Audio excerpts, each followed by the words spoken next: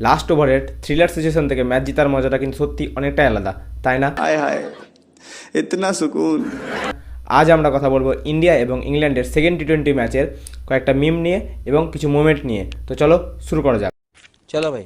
Last ওভারে এসে মনে হচ্ছে যেন লাগান সিনেমার স্ক্রিপ্ট লিক হয়ে গেছে।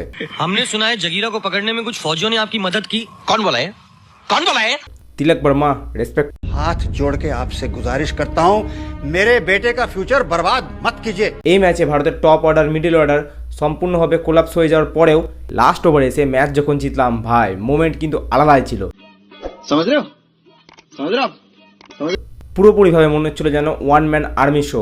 2 বছর আগে রোহিত শর্মা একটা ইন্টারভিউয়ে যে বলেছিল নেহাল বাদেরা এবং তিলক বর্মা পরবর্তী 2 বছরের মধ্যে নেক্সট সুপারস্টার হতে চলেছে, কথাটা কিন্তু এখন মনে হচ্ছে পুরোপুরিভাবেই ঠিক।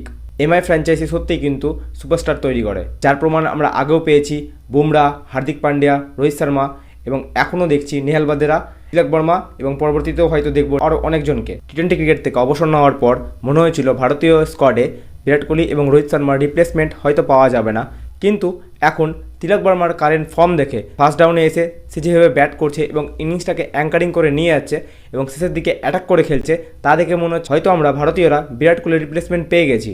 তোমাদের কি মনে হয়? তোমরা সেটা অবশ্যই কমেন্টে জানাও। বিরাট কোহলির রিপ্লেসমেন্ট হিসেবে কি আমরা তিলক বর্মাকে ধরতে পারবো? তোমাদের কি মনে হয়?